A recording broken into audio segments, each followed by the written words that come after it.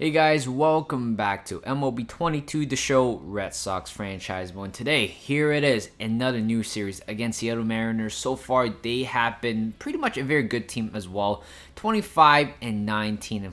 Of course, for us, we have we have made ourselves very in a very good position, 32 and 11 in terms of the record. Again, Seattle Mariners, a good team, a team which I have been kind of rooting for. If I'm not rooting for the Red Sox, again, it's all because of Ichiro Suzuki, and of course he is currently retired. Hopefully I really do want to see him coming out of retirement if possible, because again, this guy's a legend. And you know what, it would be nice to actually see him to you can use him or use him as a legend in the whatever other game mode that they have here.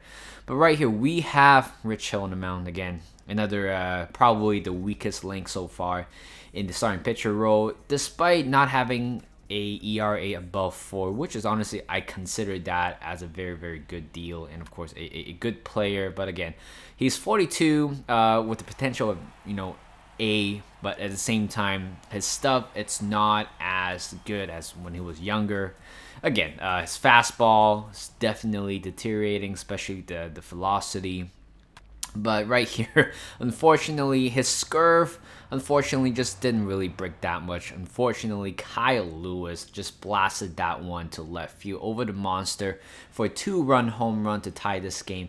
And later on, Dylan Moore goes down on strike with the fastball at the top of the zone. A very good painted job by Rich Hill. And right here, Adam Frazier lines that one right in front of Verdugo, and 1 run is going to score from that. And Seattle Mariners, just like that, has taken the lead after losing 2 runs earlier to JD Martinez, and 3-0 count right here to Nick Marchvicious. I think that's how you pronounce his name. And of course, Verdugo lines this one to center field. And Kyle Lewis, what a great diving catch right there to end the inning. You know what? Definitely, if somehow Seattle Mariners won this game, honestly, I feel like Kyle Lewis might be the play of the game. A 2-run home run and also a diving catch to end the inning. Despite, honestly, even if he can't make that catch, at least I know he's going to block the ball in front of him.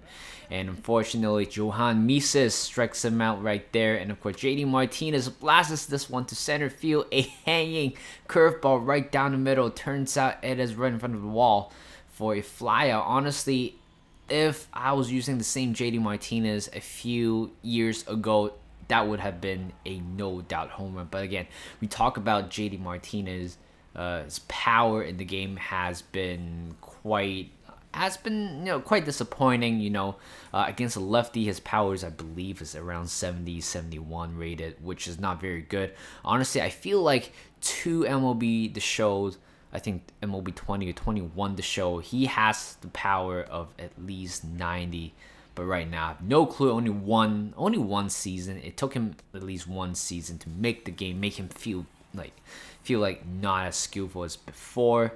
And that's the difference that I'm talking about.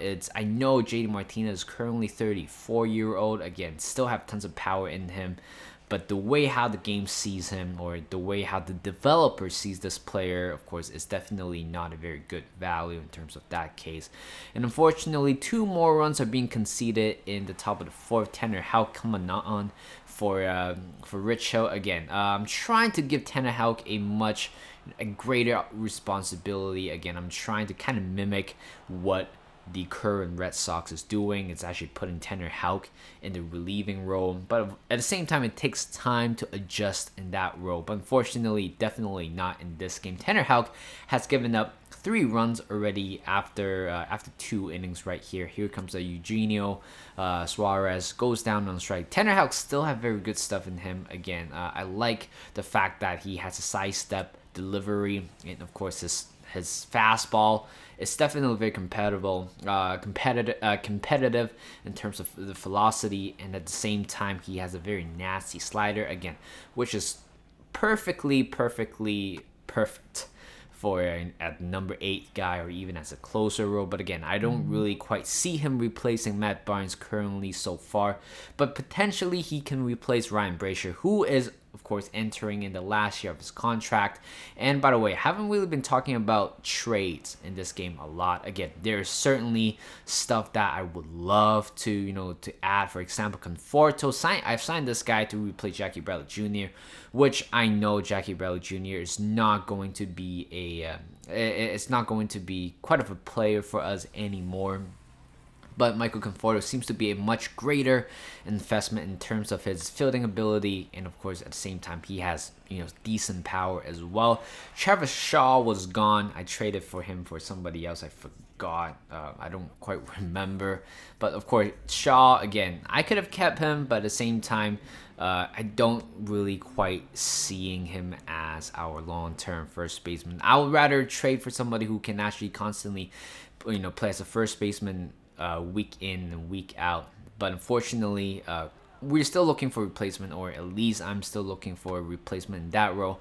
I'm not saying that our team is not perfect. Yeah, we have a nice 5 to 6 games winning streak in the last few episodes, but of course I'm trying to strengthen or even maximize our run productivity.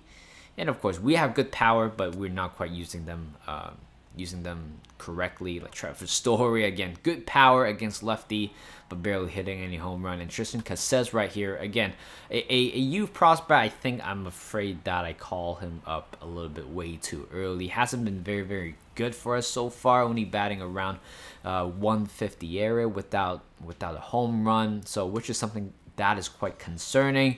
Hopefully, I'm going to make some changes in that area very soon. But again, it really depends on the timing. It's all about the timing. Whether if I feel like if I should make a trade or not. But because the fact that we're winning the majority of the ball games. But honestly, home run has been quite an issue. But I'm going to address on that part more in the future. And unfortunately, right here we lost to Seattle Mariners. Again, they are pretty much the first place team in the AL West, so I'm not very surprised the fact that they won this game by 3. Again, horrible offense by us, and of course, more importantly, the pitching has been, I would say, very disappointing, allowing 3 runs early on by Rich Hill, and of course, Tanner Houck not been very helpful as well, allowing 3 runs later on. And player of the game is Kyle Lewis. Again,